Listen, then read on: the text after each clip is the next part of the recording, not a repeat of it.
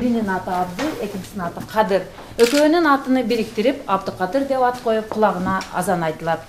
Байлардын колунда навайканада иштеп, жумушчулар менен биргеликте орус тилини жана өзбек тилдерини үйрөнөт.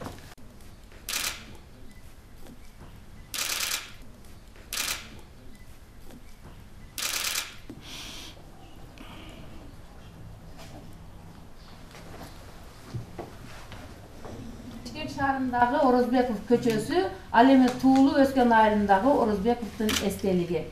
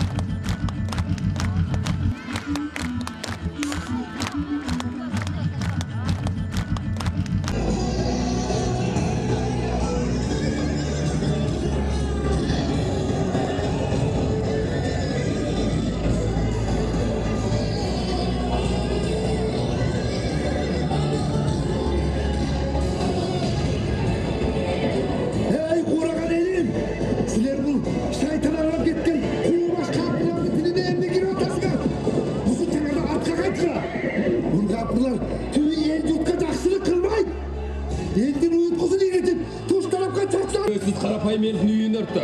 Havaymandı salып atkanыңарды қандай түсінсек болады. Бөрі терісін жамыны қараң елді азғырбағыла. Елді манжасынан қан тамған, қорбашылар қорғы бере тұрған болып қалды өте.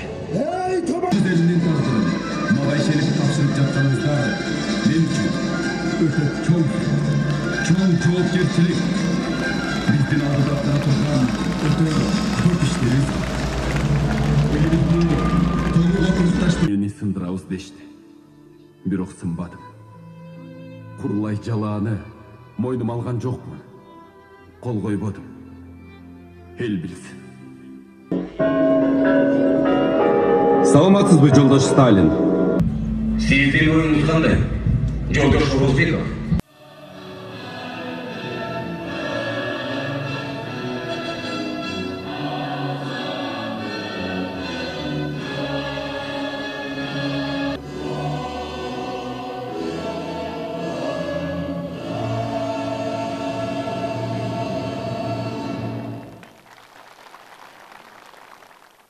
Урматтуу салтанаттын катышчылары, Абдыкадыр Орозбековдун Кыргыз мамлекеттүүлүгүн түптөдө эч ким тана алгыс тарыхый орду бар. Анын элесине таазим этип, ысымын урпактарга улуу сөз катары жеткирүү ар бирибиздин парзыбыз. Ал элди, жерди сүйүүнүн, мекенге таза кызмат кылуунун бийик үлгүсүн калтырып кетти. Кыргыз элинин улуу инсанын өмүрү жолу бизге жана биздин келечек урпактарыбызга өрнөк болушу абзел. Кыргыз элине ынтымактуулуу дөөлөт катары айтып келген улуу аталарыбыздын керезин ар бирибиз аткарууга милдеттүүбүз. Бүгүн Кыргызстаныбыздын ар бир жараны, мамлекеттик кызматкерлери жаш карысына, улутуна карабай, Абдыкадыр Орозбековдун мамлекетке кылган кызматын өзүбүзгө үлгү катары кабыл алуубуз керек. Анын жолун улап, ар кимибиз өлкө үчүн салымыбызды коссок, келечекте өнүккөн мамлекет курабыз. Элибиз үчүн ынтымак менен биримдиктин, эркиндик менен эгемендүүлүктөн өткөн дөөлөт жок.